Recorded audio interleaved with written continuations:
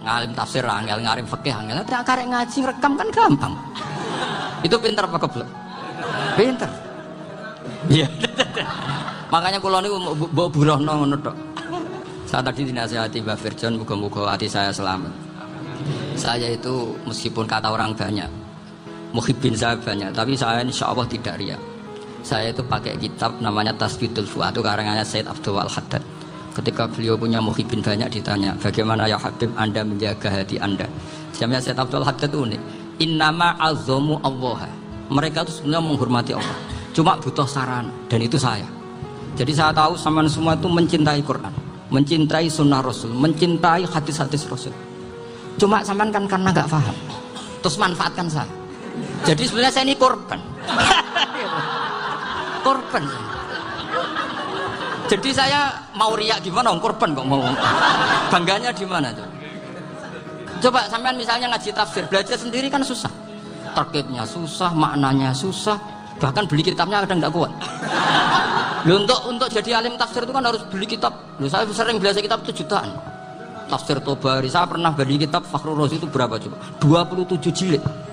Karangannya Fakhrur, belum karangannya ulama modern Imam Sya'rawi. Itu berapa jilid? Itu jutaan. Saya kemarin juga dihadiahi kitab Pak Quraish Shihab namanya Faidul Bari fi Syarhil Bukhari. Pak Quraish Shihab yang terkenal. Dia sering diskusi sama saya. Saya ngasih hadiah beliau ngasih hadiah saya. Oh itu harganya nggak kuat. Tidak kuat kadang di Indonesia nggak ada coba. Dan sama orang hebat menghindari kesulitan itu. Nah kesulitan itu sebab ngaji ikut, kalau nggak paham dirukok rekamannya sudah gitu. Pinter mana sama nama saya? Pinter sampean kan? Bikin sosis susah beli aja kok repot kan? Makanya nggak boleh orang bilang, wah aku goblok reso tafsir, aku wong pinter. Makanya nanti kalau saya ketemu Nabi tidak termasuk orang yang mentahkir orang Islam. Kafa bil mari isman ayah kira akhahul muslim. Jadi cukup orang itu dosa kalau menyepelekan orang Islam, termasuk darani sampean goblok itu dosa. Caranya nggak darani goblok ya tadi di logika tadi. Alim itu angel, gendari angel itu pinter, berarti wong bodoh. Pinter ya sudah gitu. Tapi tetap bodoh. Tapi ini satu cara untuk saya respect gitu. Coba orang yang ngaji tafsir saya banyak, mungkin ribuan. Itu sebetulnya mencintai Quran. Karena Quran adalah kitab suci yang panduannya umat Islam. Sangat mencintai Quran. Terus kemudian mereka nggak paham. Terus mencari orang yang memahamkan. Burono lah cara jawabannya. Terus keren saya itu di mana coba? Lah terus mereka kurang ajarnya gini, kalau paham itu ya alhamdulillah paham. Wah nak ngaji Gus Bae ngono tok. Tapi nek ora paham, ora jalan akal ya. Mari Gus Bae ana cepet mulane gak paham. Ora kok nyalano teke sing lelet tuh. Oh itu kan masyaallah naudzubillah tenan.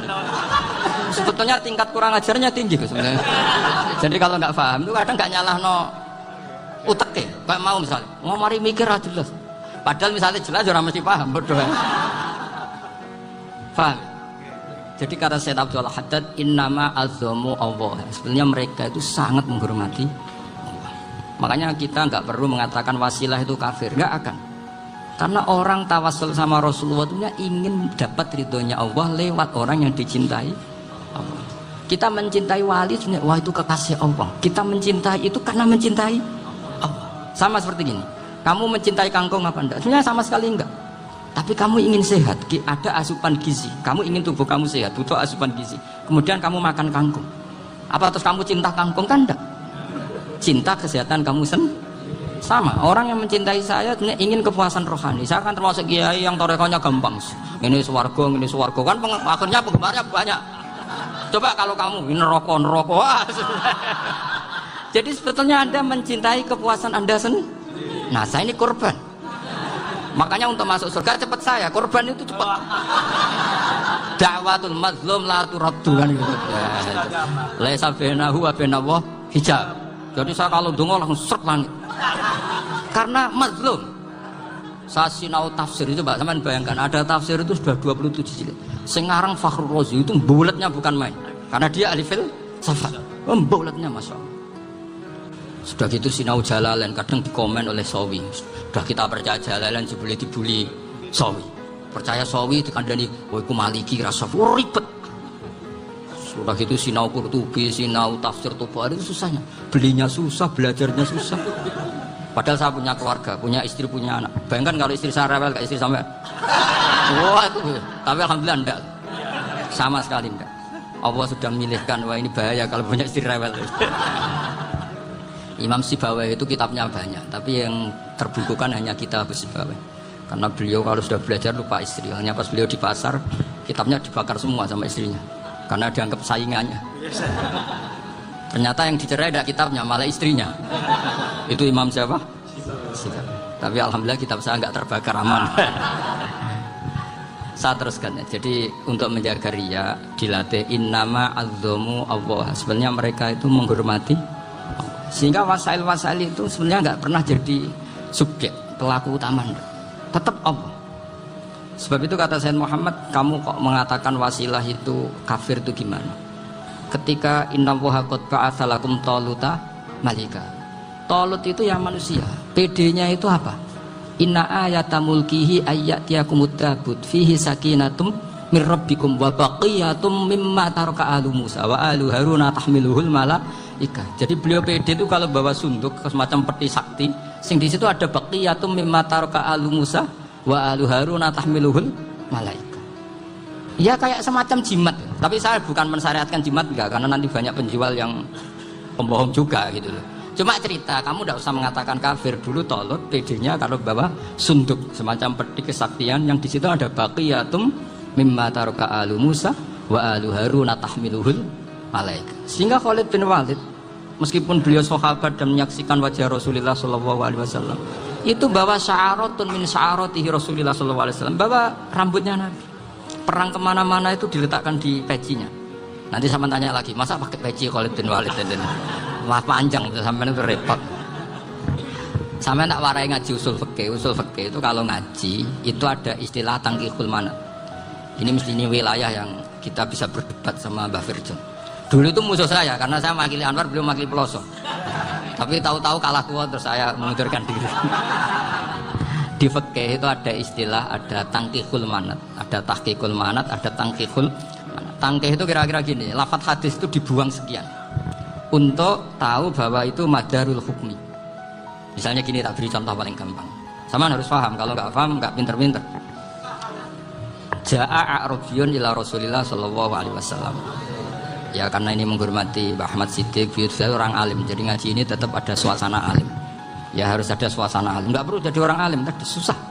Sudah ngindari susah itu pintar. Sudah itu aja. Jadi orang alim susah, ngindari barang susah pintar. Berarti orang tidak alim pintar. Nah, meskipun tetap sudah kita itu pegangi sampai mati nanti. Loh, jadi orang alim itu repot. Itu kata Imam Ghazali, kalau orang alim kalau mau masuk surga itu sama Allah nggak boleh. Kif, kamu nggak boleh langsung masuk surga. Coba cari umat kamu, syafaati dulu. Dan saya takut nyari sama nggak bisa kembali. Saya tidak punya rencana. Pokoknya apa masuk. Boleh sampean kuatuan, aduan balik raroh dewa repot nanti saya. Berat jadi orang alim itu berat. Ya saya teruskan ya. Ada tangkihul manat. Ja'a a'rabiyun ila Rasulillah sallallahu alaihi wasallam.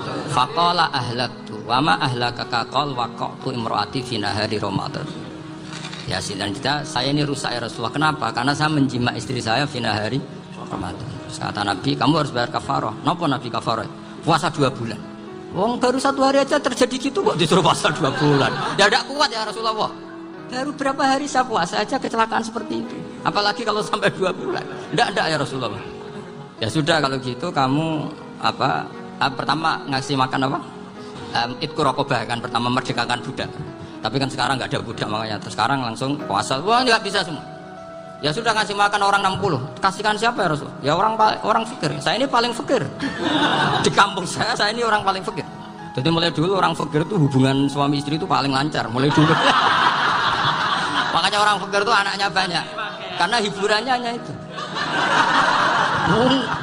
Wong Ramadan aja. Coba mau ke ATM nggak punya uang, mau antri di bank nggak punya, mau apa coba? Itu mulai dulu. Ini sanatnya mutasil. Wah, akhirnya sudah sanksinya kan tadi ya itqu raqabah atau puasa 2 bulan berturut-turut atau ngasih makan 60 orang miskin. Lalu kata ahli usul fikih, kata Arabi dibuang, nggak menjadi catatan hukum. Orang kota pun kalau melakukan itu juga kena sanksi yang sama. Imro'atau juga dibuang. Andai kan itu dilakukan untuk amatnya juga ketentuannya sama. Nah sekarang perdebatan antara Imam Syafi'i dan Imam Malik begini. Sekarang pertanyaan gini, jima istri itu hukumnya boleh apa haram? Boleh kan? Lalu kalau ada orang tanpa udzur kemudian makan siang-siang, cara Imam Malik hukumnya sama, harus kena sanksi yang sama. Karena sama-sama hadku hurmati Ramadan bi ghairi udzrin syar'iyyin. Sama-sama merusak hukum Ramadan tanpa udzur syar'. Lo jima itu tidak zina. Kan hukumnya jaiz. Nah, sekarang makan hukumnya jaiz, harusnya juga kena ketentuan yang sama. Cara pikirannya Imam Malik. Nah, alhamdulillah Imam Syafi'i gak setuju. Wah, cara setuju repot. Bahkan orang-orang Syafi'i sudah punya khilaf, kalau gitu minum dulu. Iya, biar iftarnya pakai minum. Setelah minum baru jima kan. Ini sudah menyiapkan khilafnya. Ini khas Syafi'i ini, bongsong rekayasa hukum. Nanti bisa belajar jauh cara ngakali hukum. Makanya guyonan yang masyhur Gus Dur itu gitu. Ada seorang kiai atau Gus ya punya salah, namanya manusia akan punya salah, entah cangkruk entah apa, pokoknya punya salah. Ada wartawan yang ngiranya semua kiai itu orang suci, sehingga tanya sama Gus Dur, Gus itu ada kiai kok ya pokoknya salah lah, tapi jangan bayangkan dosa besar, enggak, kecil-kecil aja. Itu gimana itu, padahal kiai kan orang suci. Jawabnya Gus Dur lucu, ya justru yang boleh salah itu para kiai, kalau kamu nggak boleh. Loh, kok bisa Gus? Karena mereka tahu caranya tobat. Repot. Kalau kamu nggak tahu caranya, sama pelanggaran hukum itu ya harus pakar-pakar hukum. Ya. Itu yang tahu caranya rekayasa. Kalau kamu ya kena pasal kan ya. Jadi kamu jangan niru saya ini punya sekian cara untuk nah itu namanya khilaf. Makanya kata Sayyid Muhammad, kamu tidak usah anti khilaf, karena Abu Hanifah itu membolehkan khilaf, kitabul khiyal. Yang penting kamu soleh dulu, setelah soleh nanti Allah maklumi. Soleh dulu, syaratnya soleh dulu. Kalau tidak soleh jangan. Contohnya gini, ada orang mau puasa lemes sekali, mau makan, gampang. Kalau langsung makan kan kayak hadku hormati Ramadan biwari udrin syariah. Aku langsung mau jembera suwan Mbah Firjo. Sudah status saya apa? Musafir. Sudah berangkat aja sampai Tuban makan. Nanti kalau nggak jadi ya nggak apa-apa, sudah kan mulai pergi sudah musafir. Saya tidak tahu nanti malaikat tertarik gebuki nggak tahu. Tapi itu ada khilafnya, asal soleh. Karena kata Sayyid Muhammad dan semua kitab mengatakan itu. Kalau sama nggak tahu ya kebablasan. Nabi Ayub, yang nabi yang terkenal gudikan itu Ayub ya. Itu yang Israiliyatnya kan seru. Gudikan dikukur baik kreweng itu terlalu lah kalau itu. Untuk kreweng konti orang Arab orang kreweng itu sudah masalah itu. Singkat cerita, Nabi Ayub ketika diasingkan kaumnya itu kan nggak punya sumber makanan. Lah orang lelaki itu mulai dulu egois. Istrinya Nabi Ayub itu cantik sekali, udah cantik, rambutnya bagus. Makanya kamu nggak usah tanya kenapa istrinya kayak banyak yang cantik. Ya nah warasatul anbiya, nggak boleh gitu. Kalau nggak cantik ya warasatul anbiya dari segi balak. Istrinya Nabi itu semuanya cantik. Nggak usah tanya sebabnya apa, pokoknya gitu, semuanya cantik. Singkat cerita, beberapa kali istrinya Nabi Ayub itu kerja demi bisa nafkahi Nabi siapa? Suatu saat itu tidak ada pekerjaan yang cukup untuk beli roti. Satu-satunya peluang dapat rezeki itu putrinya raja itu rambutnya berondoli. Terus ada sayembara siapa yang rambutnya bagus mau dibeli. Sampai rambutnya istrinya Nabi Ayub itu dijual. Nabi Ayub tersinggung karena itu mengurangi kecantikan. Jadi lelaki mulai dulu gitu. Udah nggak urun kalau istrinya nggak cantik itu komplain. Itu khasnya lelaki. Jadi kalau kamu gitu ada sanatnya juga, tenang saja ya. Komplain ya pegawai itu. Saking mangkelnya Nabi Ayub terus ngendikan la adriban naki mi atas sautin. Kamu akan saya pukuli dengan mi atas sautin atau dengan 100 cambukan. Atau mi atas dikhtin atau mi atas apalah sesuai konteks zaman itu. Enggak namanya pecut tuku konti nggak ribet lagi. Singkat cerita, akhirnya ketahuan bahwa istrinya menjual itu demi Nabi Ayub. Allah nggak ridho kalau kekasihnya yaitu istrinya Nabi Ayub wis perjuangan kayak gitu malah kena hukuman. Tapi Allah juga nggak ingin kekasihnya yang bernama Ayub melanggar sumpah. Padahal beliau sudah sumpah, wallahi demi Allah nanti tak pukul dengan 100 kali. 100 kali dengan lidi lah misalnya, contoh yang gampang tuh lidi. Akhirnya sama Allah dikasih satu solusi. Wa khud biyadika dikhsan fadrib bihi wala tahnas. Ya sudah, lidi itu ikat jumlahnya 100. Terus pukul sekali saja. Anggap saja sudah 100. Iku pangeran sing lari ngakali ngono iku pangeran. Tapi syaratnya soleh. Syaratnya soleh. Jadi kalau kamu anti khilaf berarti anti ajarannya Allah di ayat itu. Wa khud biyadika dikhsan fadrib bihi wala tahnas. Itu dulu ada, ini cerita di Ithaf, ini cerita terakhir, ini sudah, sama jangan nambah sudah. Terus pengumuman tadi, yang nggak pernah sepuh ngutang saya itu haram. Karena tadi saya punya kewajiban di rumah yang bisa menggugurkan ya kewajiban yang lebih besar. Lebih besar itu ya tadi, bisa pernah guru, pernah sepuh, yang jelas gak umur. Umur sampean menangkap itu, tua serepet itu. Ada raja itu ganteng kaya, senengannya nikah perawan cantik. Oh, itu semua kampung mesti kenal. Mungkin digilir atau gimana pokoknya. Suatu saat ada pemuda suka sama perempuan yang di kampungnya, cantik sekali.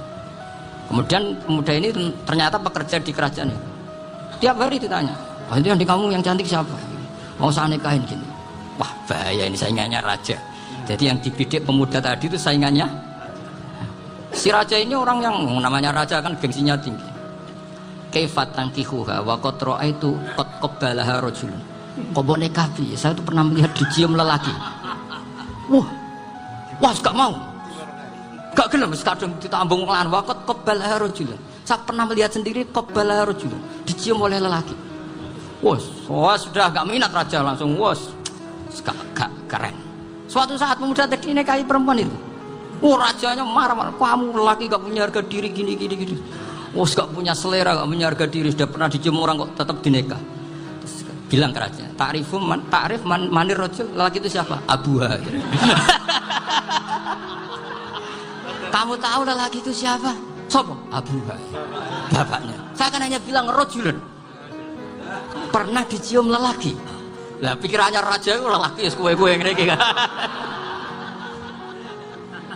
Tapi butuh canom mau raja ben gak sida itu aja tuh. Baru kayak digulirkan gitu, wakot kebalah rajulun. Wah, nggak mau. Setelah itu suatu saat pegawainya tadi nikah perempuan. Kamu nggak punya harga diri gini. Kamu tahu mandi rajul apa abuha? Wah, nak ngono aku gak apa-apa. Lah monggo sakniki wis bojo kula. Ora trimo wis diambung wis macam-macam. Lah itu namanya khilah. Apa? Khilah. Kalau di Balawa disebut tauriyah atau apa. Tapi saya tidak ngajari sampean seperti itu. Sudah pinter sebelum saja. Kayak wali songo, mulai dari bapak anak dapur, bapak itu sering bilang wali ku keramat, lah kok sakit pak, wis mati ya keramat, lah ya Sunan Bonang, sing mati nguripi sing urip, Sunan Bonang wis kapundhut, iku wong parkir wong dagangan urip kabeh, barokah sing mati, kowe cek urip wis ngel-ngelo wong, nanti wali ora keramat piye, wis mati iku cek nguripi wong ziarah kok ketua panitia ngambil selisih, Iku nguripi wong piro wong parkir. Jadi Sunan Bonang ora keramat. Wis mati, wis kapundhut iki cek. Nguripi sing urip. Kowe cek urip. Ya sudah terus. Mulane wong ya kudu mikir. Dadi kula suwun sampean dilatih berpikir nubuah, berpikir napa? Kita ini lama sekali dididik kapitalistik. Jadi cara berpikir mendapat. Mestinya bangga itu kalau memberi aliyadul ulya khairun minal yadi sufla. Sekarang orang Ansor lama sekali bermental aliyadul ulya. Maka Nabi tidak ingin mental yang sudah luhur seperti ini hanya terkotori oleh di akhir Fathu Mekah. Mereka ingin dapat wedhus, dapat. Nabi tidak ingin, malah hati keibas orang Ansor. Mergo ora kepengin pangkatnya orang Ansor turun dari memberi menjadi menerima dan menaik toma. Orang Ansor karena orang-orang soleh menerima konsep Nabi seperti itu. Wong Khawarij sing ora nampa, ngono iku jare ra adil, wong sing kangelan kok ora lah nek tidak dipikiran ngono berarti utek Khawarij lereni utek-utek. Mari bangun masjid panitia bari ke singkir kok takmir alhamdulillah surat ngguri kok pager malah enak. Kok repot apa? Napa? Kok repot. Masjid gen kula niku wakofe buyut-buyut kula ya jarang.